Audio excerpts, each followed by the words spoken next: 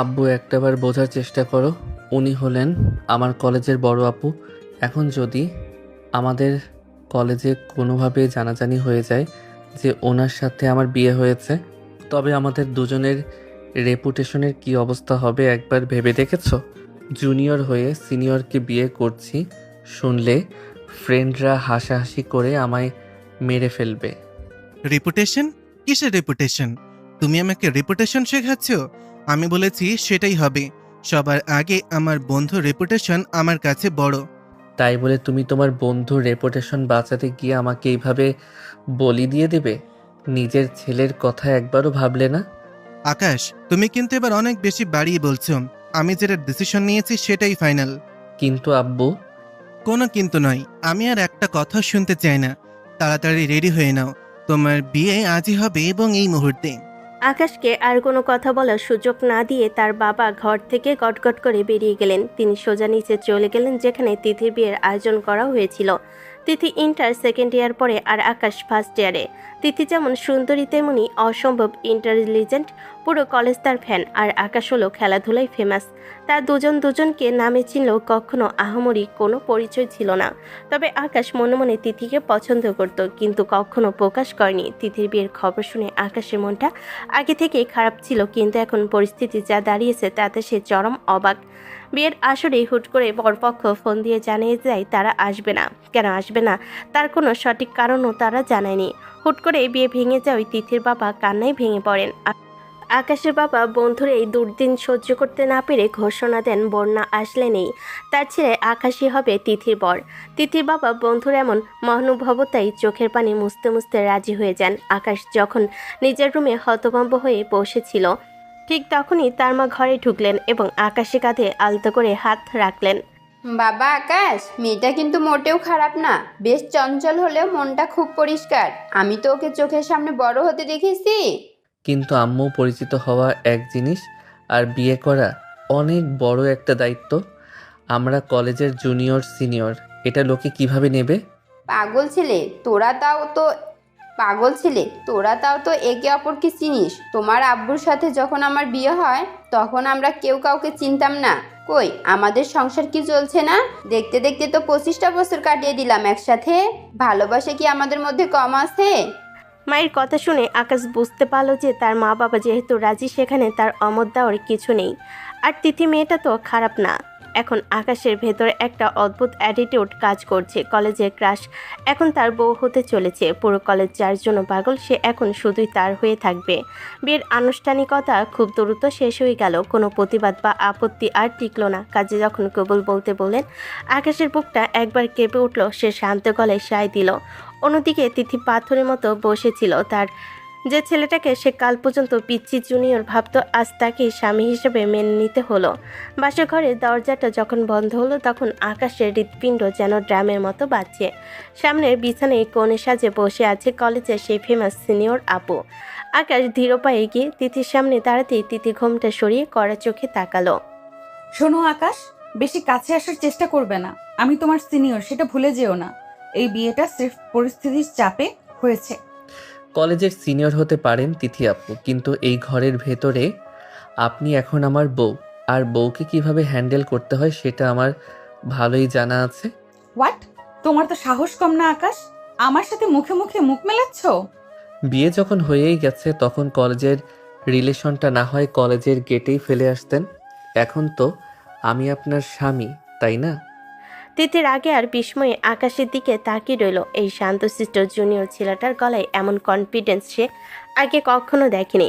বাসঘরের নিস্তব্ধতা ভেঙে তিথি করা শাসন আকাশকে কিছুটা চমকে দিল। সে দ্রুত নিজেকে সামলে নিল। সারাদিনের ধকল আর বিয়ে ভেঙে যাওয়ার নাটকীয়তা আকাশকে মানসিকভাবে ক্লান্ত করে দিয়েছিল, কিন্তু এখন তিথির এই স্নেহ সুলভ আচরণ দেখে আকাশের জেদ চেপে গেল। সে ঠিক করলো এই গম্ভীর পরিবেশটাকে একটু খোঁচা মেরে হালকা করবে। আকাশ আলতো করে বিছানার এক কোণেই বসলো। এই যে মিস্টার জুনিয়র, তোমাকে আমি এক পাও এগোতে বারণ করেছি না? ওখানে বসলে কেন? দূরে গিয়ে দাঁড়াও। একদম আমার কাছে আসার চেষ্টা করবে না। বাহ, নিজের ঘরে নিজের বিছানায় বসতেও এখন আপনার পারমিশন লাগবে নাকি?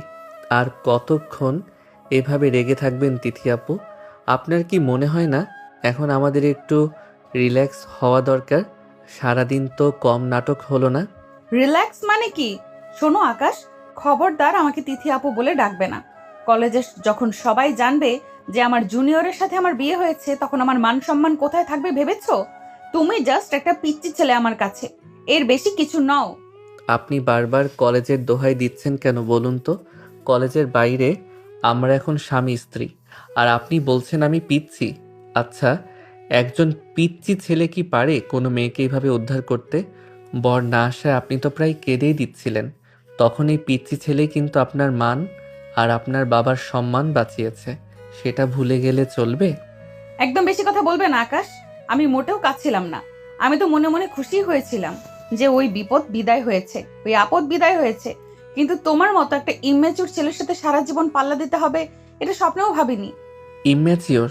আচ্ছা ঠিক আছে, তাহলে দেখা যাক একজন ইম্যাচিওর স্বামী তার সিনিয়র বউকে কিভাবে শাসন করে। আপনি কি জানেন তিথি, আপনাকে রাগলে কিন্তু বেশ কিউট লাগে। বিশেষ করে আপনার এই নাকের ডগায় যখন রাগ জমে থাকে, তখন ইচ্ছে করে ওটা একটু টেনে দেই। তোমার এত বড় সাহস আকাশ, তুমি আমার নাক টেনে দেবে? তুমি কিন্তু লিমিট ক্রস করছো। আমি এই মুহূর্তে এই বাড়ি থেকে চলে যাব, দেখি কে আটকায়। যেতে পারেন, দরজা খুলেই আছে। তবে মনে রাখবেন, বাইরে এখন রাত 2টো বাজে, আর গেটের কাছে আমার আব্বু পাহারা দিচ্ছে। আপনি বেরোলে তো আব্বু ভাববে আমি হয়তো আপনাকে কিছু বলেছি। তখন কিন্তু আমার চেয়ে আপনার অবস্থা বেশি খারাপ হবে। আব্বুর রাগ তো চেনেনি। তিথিরাকে ফুসতে ফুসতে ড্রেসিং টেবিলের সামনে গিয়ে দাঁড়ালো। সে বুঝতে পারছে আকাশের সাথে তর্কে জেতা এখন অত সহজ নয়। আকাশ মনে মনে বেশ আনন্দ পাচ্ছে। তিথির এই অসহায় রাগ আর গালে ফুলে থাকা মুখটা তাকে মুগ্ধ করছে। সে বালিশটা টেনে নিয়ে আরাম করে শুয়ে তিথির দিকে তাকায়। আচ্ছা তিথি, একটা কথা সত্যি করে বলুন তো, আপনার ওই হবু বর কেন পালালো? সে কি আগে থেকেই জানতো যে তার হবু বউ সারাক্ষণ বাঘিনীর মতো গর্জন করে? নাকি সে আপনার কলেজের ওই খতরনাক ইমেজের কথা শুনে ভয় পেয়ে গেছে? আকাশ, তুমি কি আজ আমার হাতে মার খাবে? ও কেন আসেনি সেটা ওর ব্যাপার, আর আমি বাঘিনী কি না সেটা তোমার সময় মতো তোমাকে বুঝিয়ে দেব। এই বিছানাটা আজ আমার, তুমি সোফায় গিয়ে ঘুমাও। সোজা কথা। সোফায়? সরি আপু, সোফাটা বেশ ছোট, আপনার লম্বা হাত পা ওখানে ধরবে না। তাছাড়া বিয়ের প্রথম রাতে বর সোফায় ঘুমালে লোকে শুনলে কি ভাববে? আপনি বরং এক কাজ করুন, মাঝখানে এই কোলবালিশটা থাকুক, আমি ওই পাশে, আপনি এই পাশে, ব্যাস ঝামেলা শেষ। কোনোভাবেই না, আমি তোমার সাথে এক বিছানায় থাকবো না। তুমি এক্ষুনি নিচে যাও অথবা বারান্দায় গিয়ে বসো। কেন? আমাকে কি খুব ভয় পাচ্ছেন? নাকি ভয় পাচ্ছেন যে এই পিচ্চি জুনিয়রটা আপনার মন কেড়ে নেবে? আপনার হার্টবিট তো আমি এখান থেকেই শুনতে পাচ্ছি তিথি। এতে ভয় পাওয়ার কিছু নেই, আমি বাঘ নই। ফালতু কথা বলবে না একদম। আমি কাউকে ভয় পাই না, তুমি জাস্ট আমাকে ডিস্টার্ব করছো। আমি ঘুমাতে চাই। আচ্ছা ঠিক আছে, ডিস্টার্ব করব না।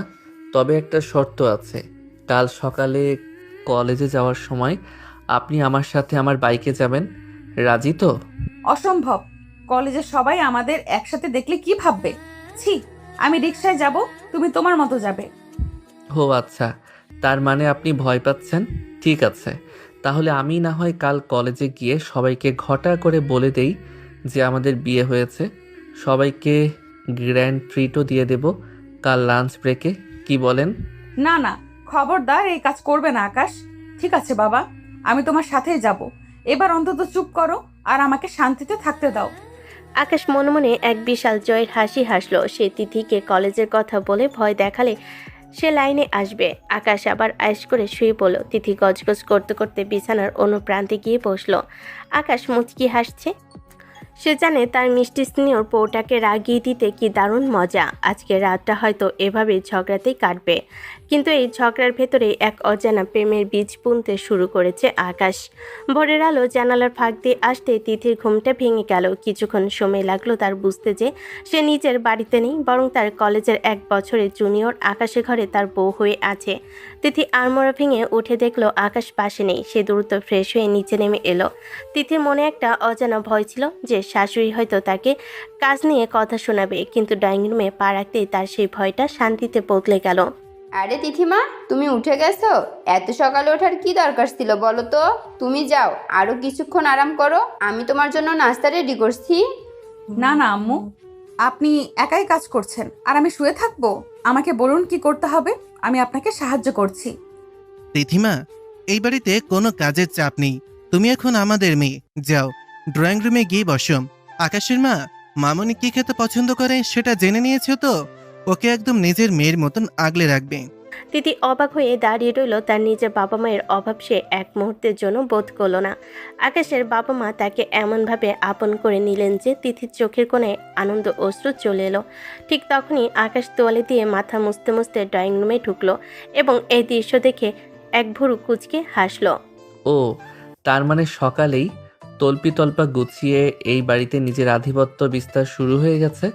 আব্বু আম্মু, তোমরা তো দেখছি আমাকে পাত্তাই দিচ্ছ না। এখন তো একটা মেয়ে পেয়ে ছেলেকে একদম ভুলেই গেলে। তুই আবার হিংসে করছিস কেন রে? তিথি আমাদের বাড়ির লক্ষ্মী হয়ে এসেছে। এখন থেকে বাড়ির সব আদর শুধু ওর জন্য। তোর জন্য নাস্তার প্লেটে আজ শুধু বড় একটা শূন্য থাকবে। আব্বু, তুমিও কি মায়ের সাথে একমত? মানে আমার জন্ম কি তাহলে ভুল ছিল? কাল পর্যন্ত আমি ছিলাম নয়নমণি, আর আজ এক রাতের মধ্যে আমি হয়ে গেলাম সাইড হিরো। মা তো দেখছি তিথির সাথে যেভাবে আদিক্ষেতা করছে, মনে হচ্ছে তিথি তোমাদের আসল সন্তান আর আমি রাস্তা থেকে কুড়িয়ে আনা কেউ। বেশি নাটক করিস না তো আকাশ। তিথি এই বাড়ির নতুন বউ।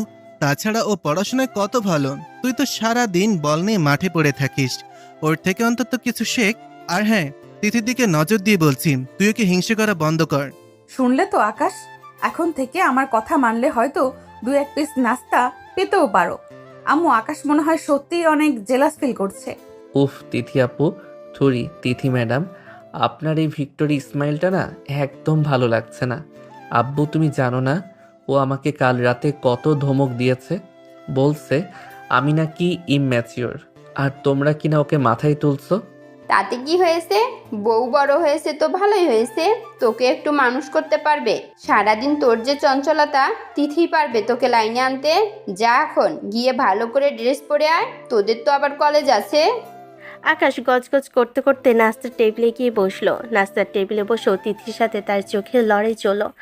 আকাশ দেখলো তার পছন্দের আলু পরোটা আম্মু সব থেকে বেশি তিথির প্লেটে তুলে দিচ্ছে। আকাশ মুখটা বাংলা পাঁচের মতো করে চেয়ে রইল। আম্মু, আমার আলু পরোটা কোথায়? আমি কি আজ বায়ু খেয়ে কলেজে যাব? এই তো দিচ্ছি বাবা, তবে তিথি আগে খাবে। ও আমাদের মেহমান প্লাস বাড়ির বউ। তুই একটু ধৈর্য ধর। ধৈর্য ধরতে ধরতে তো আমার পেট পিঠের সাথে লেগে যাচ্ছে। তিথি, আপনি তো দেখছি দারুণ পলিটিক্স শিখছেন। সকালে আসতে আব্বু আম্মুকে হাত করে নিলেন। এটাকে পলিটিক্স বলে না আকাশ, এটাকে বলে গুড রিলেশন। তুমি তো আবার জুনিয়র, এসব বুঝবে না। আম্মু, আপনার হাতের পরোটাটা কিন্তু দারুণ হয়েছে। তিথিমা, খাওয়া শেষ হলে রেডি হয়ে নাও। আকাশ আজ তোমায় কলেজে দিয়ে আসবে। আকাশ সাবধান, তিথিকে ঠিক মতন কলেজে নিয়ে যাবি এবং সাবধানে নিয়ে আসবি। খবরদার, পথে যেন কোনো ঝামেলা না হয়। আর শোন, কলেজের কেউ যেন বুঝতে না পারে তোরা ঝগড়া করেছিস। আব্বু, আমি কেউ ড্রাইভার নাকি? ও তো একা রিকশায় যেতে পারে। তাছাড়া আমাদের কলেজে জানাজানি হলে তো সিন ক্রিয়েট হবে। আমি ওসব কিছু শুনতে চাই না। তুই আমার বাইক নিয়ে যাবি, এটাই আমার আদেশ। এখন আর কোনো কথা নয়, তাড়াতাড়ি বেরো। আকাশ বুঝতে পারলো আজ তার আর নিস্তানি। সে তিথির দিকে আর চোখে তাকালো। তিথি তখন একটা বিজয়ের হাসি দিয়ে তার দিকে তাকিয়ে আছে। আকাশ মনে মনে ভাবলো, দাঁড়াও ম্যাডাম, বাইকে তো উঠবেন, তখন এমনভাবে চালাবো যে আপনি আমাকে জড়িয়ে ধরতে বাধ্য হবেন। তখন বুঝবেন জুনিয়রের ক্ষমতা। তিথিও মনে মনে ভাবছিল কলেজে আজকের দিনটা কিভাবে পার হবে। আকাশের লাল রঙের স্পোর্টস বাইকটা বারান্দায় স্টার্ট দিয়ে দাঁড়িয়ে আছে। আকাশ হেলমেট পরে আয়নায় নিজের চুলগুলো একবার দেখে ঠিক করে নিল। মনে মনে তার দুষ্টামি বুদ্ধি তখন তুঙ্গে। তিথি খুব সাবধানে পা ফেলে নিচে নেমে এলো। হালকা নীল রঙের সালোয়ার কামিজে তাকে আজ অসম্ভব সুন্দর লাগছে। সে একবার আকাশের দিকে তাকিয়ে আবার দ্রুত চোখ সরিয়ে নিল। তার মনে একটা অজানা ভয় কাজ করছে, কারণ আকাশকে সে যতটুকু চেনে তাতে ছেলেটা যে শান্ত হয়ে বাইক চালাবে না সেটা তার ভালো করেই জানা। কি হলো তিথি ম্যাডাম, এভাবে মূর্তি হয়ে দাঁড়িয়ে আছেন কেন? শুভ লগ্ন তো পার হয়ে যাচ্ছে, তাড়াতাড়ি উঠে বসুন। দেরি হলে কিন্তু আপনার প্রিয় লেকচারার ক্লাসে ঢুকতে দেবে না। তখন আবার প্রক্সি দেওয়ার জন্য এই জুনিয়রকেই খুঁজতে হবে। শোনো আকাশ, আমি তোমার পেছনে বসছি ঠিকই, কিন্তু একদম দূরত্ব বজায় রেখে চালাবে। আর হ্যাঁ, স্পিড যেন 40-এর উপরে এক চুলো না যায়। যদি দেখি বেশি জোরে চালাচ্ছ, আমি কিন্তু চলন্ত বাইক থেকেই লাফ দেব, মনে থাকে জানো। আচ্ছা বাবা, আচ্ছা, আপনি বসুন তো আগে। আমি কি আর আপনার মতো অত পাকা ড্রাইভার নাকি? আমি তো আপনার চোখে স্রেফ এক ইমম্যাচিওর জুনিয়র। আমার উপর একটু ভরসা রাখলে কি খুব ক্ষতি হবে? তিথি কোনো মতে বাইকের এক কোণায় একটু দূরত্ব রেখে বসলো। আকাশ মনে মনে হাসলো এবং মনে মনে বলল, এবার বাঘিনীকে জব্দ করার পালা। বাইকটা মেন রোডে ওঠাতে আকাশ হঠাৎ করে গিয়ার বাড়িয়ে দিল। হু করে বাতাসের শব্দ কানে আসতে লাগলো আর বাইকের স্পিড মিটার 70-80 ছাড়িয়ে গেল। তিথি সিট আঁকড়ে ধরে চেষ্টা করলো, কিন্তু বাতাসের প্রচণ্ড ঝাপড়ে সে নিজেকে সামলাতে পারল না। আকাশ, আকাশ বলছি বাইক থামাও। এত জোরে কেন চালাচ্ছ? আমার খুব ভয় লাগছে আকাশ, প্লিজ স্পিড কমাও। তোমার পায়ে পড়ি। তুমি কি আমাকে মেরে ফেলার প্ল্যান করছো? কি বললেন? বাতাস খুব বেশি? আমি কিচ্ছু শুনতে পাচ্ছি না। আপনি বোধহয় আমার চালানো খুব এনজয় করছেন, তাই না? আর একটু স্পিড বাড়ালে কেমন হয় তিথি ম্যাডাম? আকাশ বাইকের গতি কমানোর বদলে আরো বাড়িয়ে দিল। সামনে একটা ছোট্ট গর্ত আসতে সে ইচ্ছে করে খুব জোরে ব্রেক কষল। তিথি নিজেকে সামলাতে না পেরে ছিটকে গিয়ে সজোরে আকাশের পিঠের উপর আছড়ে পড়ল। ভয়ে আর আতঙ্কে সে আকাশের কোমর জড়িয়ে ধরে তার পিঠের সাথে লেপ্টে রইল। তার হৃৎপিণ্ড তখন থরথর করে কাঁপছে। আকাশ, দোহাই তোমার, আমি মরে যাবো এভাবে চালালে। প্লিজ একটু দয়া করো, বাইকটা আস্তে চালাও। আমি আর কখনো তোমাকে নিয়ে মশকরা করব না, আর কখনো তোমাকে ছোট বলে খ্যাপাবো না। তুমি যা বলবে আমি তাই শুনবো, শুধু বাইকটা সাবধানে চালাও। সত্যি তো? আর কখনো বলবেন না যে আমি জুনিয়র বলে কিছু বুঝি না? আর কখনো আমাকে ওভাবে ধমক দিয়ে কথা বলবেন না তো? যদি কথা দেন তবেই স্পিড কমাবো। না না, কখনো করবো না, প্রমিস করছি। শুধু আমাকে নিরাপদে কলেজে পৌঁছিয়ে দাও। আমার বুক ফেটে যাচ্ছে আকাশ, প্লিজ থামো। তিতির এই অসহায় আর ভয়ার্ত কণ্ঠস্বর শুনে আকাশের মনের ভেতর এক অদ্ভুত ভালো লাগা কাজ করলো। সে বাইকের গতি কিছুটা কমিয়ে দিল, কিন্তু তার দুষ্টু বুদ্ধি এখনও পুরোপুরি মেটেনি। সে দেখল তিথি ভয় এখনও তাকে শক্ত করে জড়িয়ে ধরে আছে। তিথির গায়ের মিষ্টি সুবাস আর তার শরীরের উষ্ণতা। আকাশের পিঠে এক বিদ্যুৎ তরঙ্গ খেলে গেল। আকাশ ইচ্ছে করে আবার রাস্তার মাঝখানে বারবার ছোট ছোট ব্রেক কষতে শুরু করলো। প্রতিবার ব্রেকে তিথি আরও নিবিড়ভাবে আকাশকে জাপটে ধরছিল। সরি তিথি, এই রাস্তার অবস্থা যে আজ এত খারাপ কেন কে জানে। বারবার ব্রেক কষতে হচ্ছে। আপনার কি খুব বেশি অসুবিধা হচ্ছে? চাইলে আপনি নামতে পারেন, তবে বাকি পথ হেঁটে যেতে হবে। তুমি কি ইচ্ছে করে এসব করছো আকাশ? আমি বুঝতে পারছি তুমি আমাকে জব্দ করার চেষ্টা করছো, কিন্তু বিশ্বাস করো, আমার হাত পা ভয়ে জমে গেছে। তুমি আর একটু আস্তে চালাও। ছি, আপনি আমাকে এখনও সন্দেহ করছেন? আমি তো আপনাকে সেফলি নিয়ে যাওয়ার আপ্রাণ চেষ্টা করছি। আপনি বরং আমাকে আরও একটু শক্ত করে ধরে রাখুন, যাতে ঝাঁকুনিতে পড়ে না যান। আমার পিঠ শক্ত আছে, আপনি ভরসা রাখতে পারেন। তিথি বুঝতে পারলো আকাশ তাকে ইচ্ছে করে নাজেহাল করছে, কিন্তু এই মুহূর্তে তার প্রতিবাদ করার মতো শক্তি নেই। দুজনের মধ্যে এক অদ্ভুত নিস্তব্ধতা আর বিব্রতকর পরিস্থিতি তৈরি হলো। তিতির বুকের ধকপকানি আকাশ নিজের পিঠে স্পষ্ট অনুভব করতে পারছে। দুজনের শরীর যখন একে অপরের সাথে নিবিড়ভাবে মিশে আছে, তখন এক অজানা রোমাঞ্চ আর ভালো লাগা তাদের ঘিরে ধরল। তিথি লজ্জার অস্বস্তিতে চোখ বন্ধ করে রইল। সে মনে মনে ভাবল, এই জুনিয়র ছেলেটা তাকে যেভাবে কাবু করেছে তেমনটা আগে কেউ করতে পারেনি। কলেজে গেটের কাছাকাছি আসতেই আকাশ বাইকের গতি একদম কমিয়ে দিল। তিথি দ্রুত নিজেকে সরিয়ে নিয়ে একটু দূরত্ব বজায় রেখে বসলো। তার মুখটা তখন লজ্জায় লাল হয়ে আছে। আকাশও কিছুটা অপ্রস্তুত হয়ে হেলমেট খুলে ফেলল। কলেজের গেট পর্যন্ত আসার এই অল্প সময়ে তাদের দুজনের মধ্যে যে কী তোলপাড় বয়ে গেল তা তারা দুজনেই জানে। বাইক থামার পর তিথি এক মুহূর্ত অপেক্ষা না করে দ্রুত নেমে দাঁড়ালো। পৌঁছে গেছি ম্যাডাম। রাইডটা কেমন ছিল? ভাড়াটা কি এখন দেবেন নাকি রাতে বাড়িতে গিয়ে বুঝিয়ে দেবেন? তোমার সাথে কথা বলাই বৃথা। তুমি একটা আস্ত শয়তান। আমি জানতাম তুমি সুযোগ পেলে আমাকে জ্বালাবে, কিন্তু মনে রেখো আকাশ, এর শোধ আমি ক্লাসে নেব। তিথি আর এক সেকেন্ডও সেখানে দাঁড়ালো না। নিচের ব্যাগটা গুছিয়ে নিয়ে গটগট করে কলেজের ভেতরের দিকে হাঁটা দিল। আকাশ তাকিয়ে রইল তিথি চলে যাওয়ার দিকে। তার ঠোঁটে কোণে এক চিলতে বিজয় হাসি লেগে রইল। তবে আকাশ নিজেও বুঝতে পারছে না এই খুনসুটির আড়ালে সে তিথি কতটা মায়েই পড়ে যাচ্ছে। দুজনে কারোর মুখেই আর কথা সরল না। এক রোমাঞ্চকর অস্বস্তি আর ভালো লাগা নিয়ে তারা দুজনে কলেজের দিকে দুদিকে চলে গেল। কলেজের করিডোর দিয়ে তিথি যখন গটগট করে হাঁটছে, তার পেছনে একদল বন্ধু বান্ধব সবার চোখে মুখে এক ধরনের দুষ্টামি বুদ্ধি খেলা করছে। তিথি সরাসরি আকাশের ক্লাসরুমের সামনে গিয়ে দাঁড়ালো। ক্লাসের ভেতরে তখন বেশ শোরগোল। আকাশ তার বেস্ট ফ্রেন্ড রাজীবের সাথে আড্ডায় মগ্ন। তিথি ভেতরে ঢুকে তার হাতের ডায়েরিটা দিয়ে আকাশের বেঞ্চের উপর সজোরে একটা বাড়ি দিল। হঠাৎ এই শব্দে ক্লাসের সবাই চুপ হয়ে গেল এবং তিথির বন্ধু নিশি আর সজলও দুই পাশে বেশ গম্ভীর হয়ে দাঁড়িয়ে গেল। এই ছেলে, কখন থেকে এখানে দাঁড়িয়ে কথা বলছি, কানে যায় না তোমার? সিনিয়ররা ক্লাসে ঢুকেছে আর তোমরা দুই বন্ধু নিজেদের দুনিয়ায় মত্ত আছো। কলেজের সাধারণ শিষ্টাচার কি ভুলেই গেছো নাকি আকাশ? ঠিক বলেছিস তিথি, আজকালকার জুনিয়রদের মধ্যে এরকম ম্যানার্স নেই। আকাশ, তুমি তো আবার স্পোর্ট নিয়ে খুব গর্ব করো, তো আমাদের দেখেও না দেখার ভান করছো কেন? আমরা কি এখানে বাতাস খেতে এসেছি? তোমার রেসপেক্ট কি শুধু মাঠেই সীমাবদ্ধ? আরে তিথি আপু, নিশি আপু, সজল ভাই, আপনারা সবাই একসাথে আমাদের ক্লাসে। আসলে আমরা একটু দরকারি কথা বলছিলাম, তাই হয়তো খেয়াল করিনি। কিন্তু হঠাৎ এই সদলবল নিয়ে হানা দেওয়ার কারণ কি? আমি কি কোনো অপরাধ করেছি? অপরাধ কিনা সেটা পরে বোঝা যাবে। আমরা কালচারাল কমিটির মেম্বার। আমাদের কলেজের সামনে যে বড় অনুষ্ঠানটা আছে, সেখানে তোমাদের ব্যাচের সবার অ্যাক্টিভ পার্টিসিপেশন চাই। বিশেষ করে তোমাদের জনপ্রিয় মুখদের তো থাকতেই হবে। তুমি না থাকলে অনুষ্ঠান জমবে কিভাবে?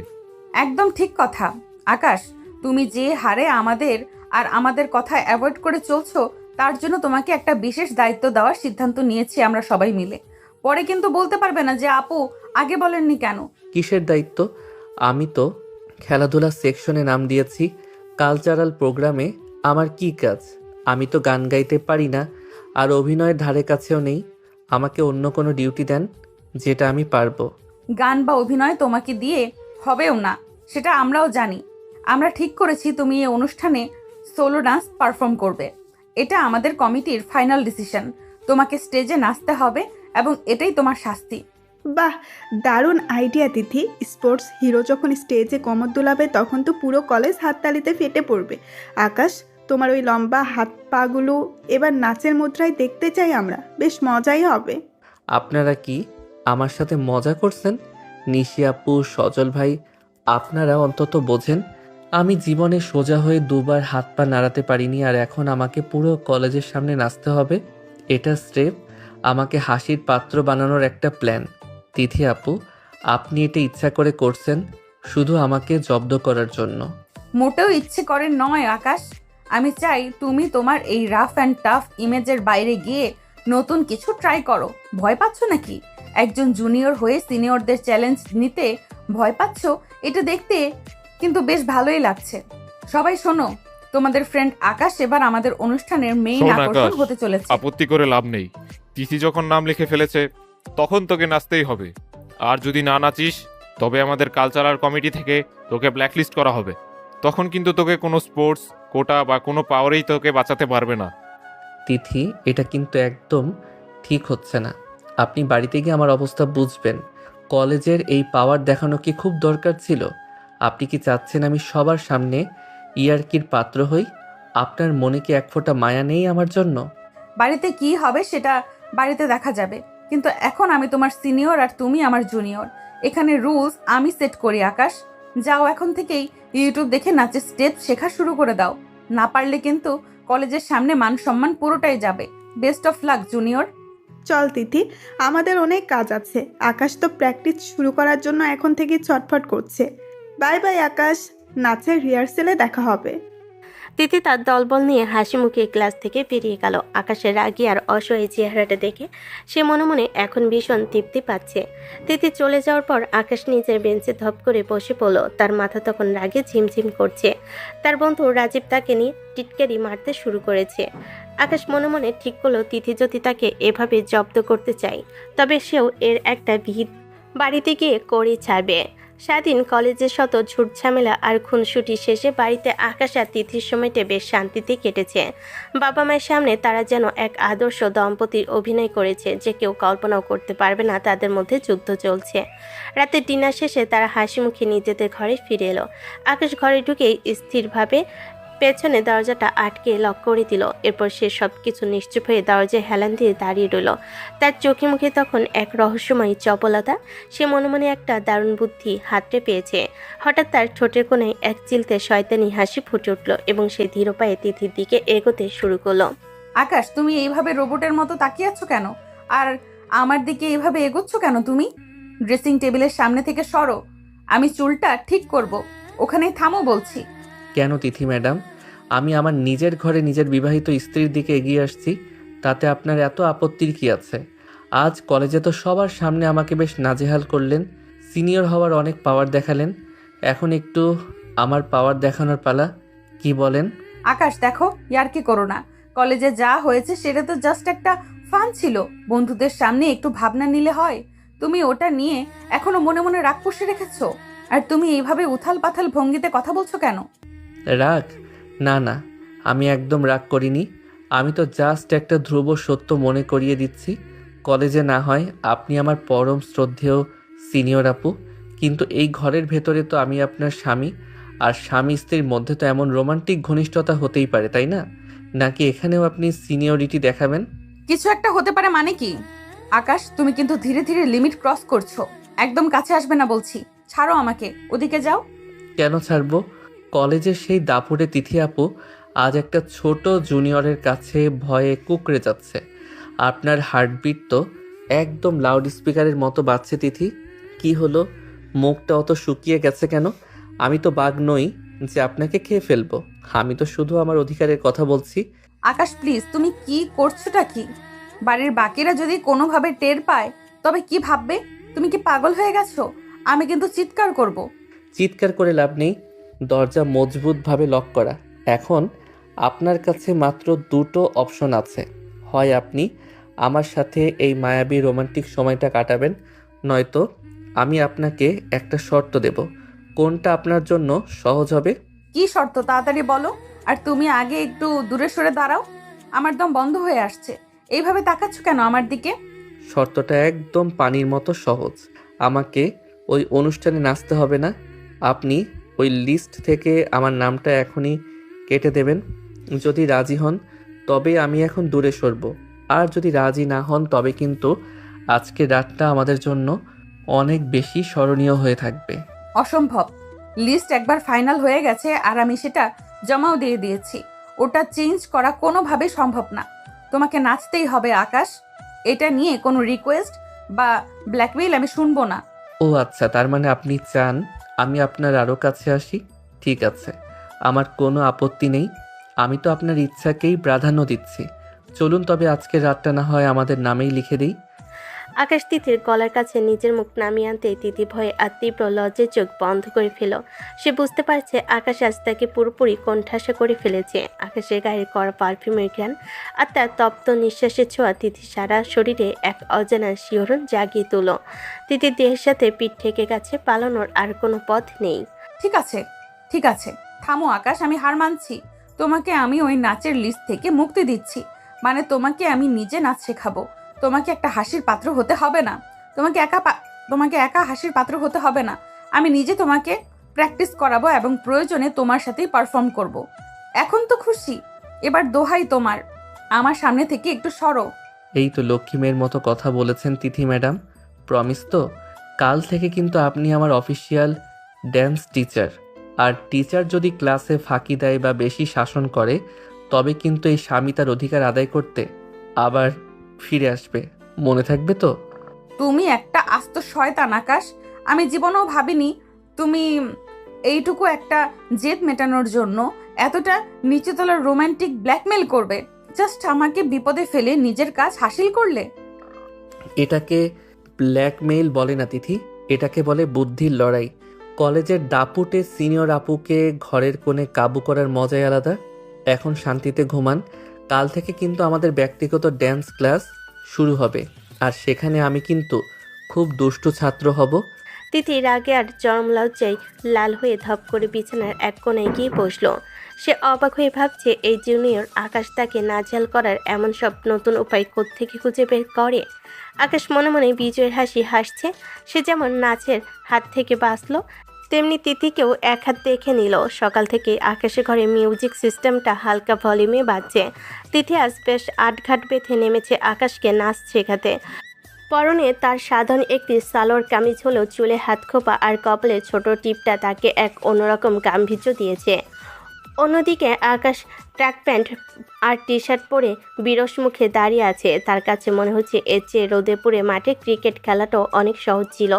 তিথি কোমরে হাত দিয়ে আকাশের সামনে এসে দাঁড়ালো। শোনো আকাশ, একদম মন দিয়ে শোনো। আমি তোমাকে কাল রাতে কথা দিয়েছি ঠিকই, কিন্তু তোমাকে তো অন্তত কোমরটা একটু নাড়াতে হবে। তুমি তো একদম রোবটের মতো, কাঠের পুতুলের মতো দাঁড়িয়ে আছো। আমি এখন যে স্টেপটা দেখাচ্ছি একদম হুবহু সেটা ফলো করো। 1-2 দিন এবার ডান পা সামনে দিয়ে চট করে ঘোরো। তিথি খুব সুন্দর করে হাতের মুদ্রায় একটি চমৎকার স্টেপ দেখিয়ে চট করে ঘুরে দাঁড়ালো। আকাশ হাঁ করে কিছুক্ষণ তিথি সেই ছন্দময় গতির দিকে তাকিয়ে রইল।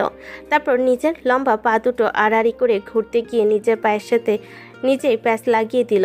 সে টাল সামলাতে না পেরে একদম ধপ করে বিছানার উপর গিয়ে পড়ল। ধুর, এসব কি ছাইপাস নাচ শিখাচ্ছ তুমি? ধুর ছাই, এসব আমার দ্বারা জীবনেও হবে না তিথি। এর চেয়ে তো ক্রিকেট খেলা 1000 গুণ ভালো। অন্তত মাঠে নেমে বল দেখে সজোরে একটা ছক্কা মারা যায়। এই যে ডানে মোড়ো বায়ে যেও, এই যে ডানে মোড়ো বায়ে ঘোরো, এসব তো মেয়েলি কাজ। আমার কোমরের হাড় তো লোহার মতো শক্ত, ওটাকে আর আপনার মতো রবারের মতো ইচ্ছে মতো ঘুরবে নাকি? বড় বড় ছক্কা মারা তোমার জানা আছে। আকাশ, বাজে কথা একদম বন্ধ করার, জলদি উঠে দাঁড়াও।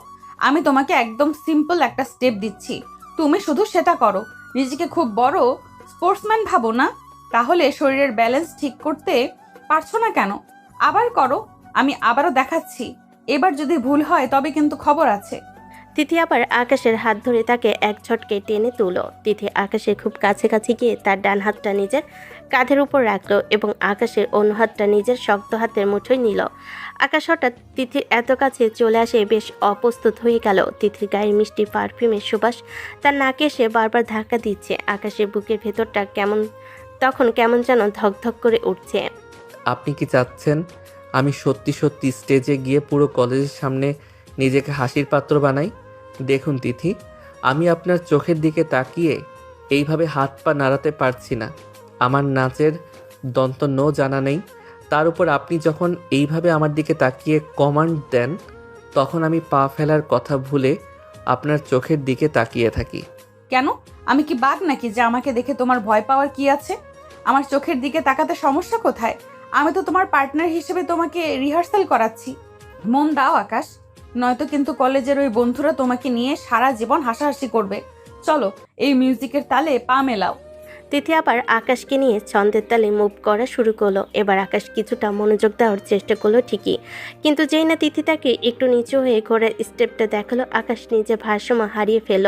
সে সোজা তিথির ওপর আশ্রে পড়ার উপক্রম হলো। তিথি নিজেকে সামলাতে গিয়ে পিছলে পড়ে যাচ্ছিল। ঠিক সেই মুহূর্তে আকাশ তার এক হাত বাড়িয়ে তিথির সরু কোমরটা শক্ত করে জড়িয়ে ধরল। তিথি নিচে পড়ে না গিয়ে সরাসরি আকাশের বুকের উপর আশ্রে পড়ল। আকাশ, তুমি কি এটা ইচ্ছে করে করলে? বারবার কেন তুমি আমার এত কাছে চলে আসছো? আর কেনই বা আমাকে এইভাবে ধরছো? আমি কি ইচ্ছা করে পড়ে যাচ্ছি নাকি? আপনি তো আমাকে শরীরের ব্যালেন্স ঠিক করতে বললেন। দেখুন, আপনি তো আবার পড়ে যাচ্ছিলেন। আমি কিন্তু সময় মতো আপনাকে জাপটে ধরলাম। এখন তো আর এই জুনিয়রকে ইম্যাচিওর বলতে পারবেন না। ছাড়ো আমাকে, এখন প্র্যাকটিস করো ঠিক মতো। এসব শয়তানি বুদ্ধি পরে দেখাবে। তোমার হাত তো কোমর ছাড়ার নামই নিচ্ছে না। আকাশ তিথিকে ছাড়ল না, বরং আরও একটু নিবিড় করে নিজের কাছে টেনে ধরলো। ঘরের জানালার পর্দাগুলো বাতাসের তালে কাঁপছে, আর তার মাঝে এই দুই জুনিয়র সিনিয়র দম্পতির মধ্যে একটু মায়া কাজ করছে। আকাশ তিথির কপালে এসে পড়া অবদ্ধ চুলগুলো আলতো করে সরিয়ে দিল। তিথি মুহূর্তের জন্য সব শাসন ভুলে আকাশের গভীর মায়াবী চোখের দিকে তাকিয়ে রইল। মনে হলো তারা যেন নাচের প্র্যাকটিস নয়, বরং জীবনের এক নতুন রোমান্টিক পাঠ শিখেছে। তিথি, আপনি যখন এইভাবে চুপ করে আমার চোখের দিকে তাকিয়ে থাকেন, তখন মনে হয় আপনাকে সারা জীবন এইভাবে জড়িয়ে ধরে রাখি। কেন জানি না, কলেজের ওই রাগী তিথি আপুর চেয়ে আমার ঘরের এই ছোট্ট অভিমানী তিথিটাকে অনেক বেশি সুন্দর লাগে। আকাশ, তুমি ইদানিং খুব বেশি ফ্লার্ট করতে শিখে গেছো। ভুলে যেও না আমি তোমার কলেজের সিনিয়রদের সাথে এইসব কথা বলতে তোমার লজ্জা করে না? আরে ভাই, সিনিয়র তো কলেজের গেট পর্যন্ত, এখানে তো আমি আপনার সব। আচ্ছা, আমাদের নাচের মিউজিকটা কি একটু বেশি রোমান্টিক হয়ে গেল না? দেখুন, আপনি আবারও তাল হারিয়ে ফেলছেন আর আমার দিকে তাকিয়ে থাকছেন। তারা আবার নাচের চেষ্টা শুরু করলো, কিন্তু কয়েক মিনিট যেতে না যেতেই তিথি আকাশে পায়ের ওপর ভুল করে পা দিয়ে দিল।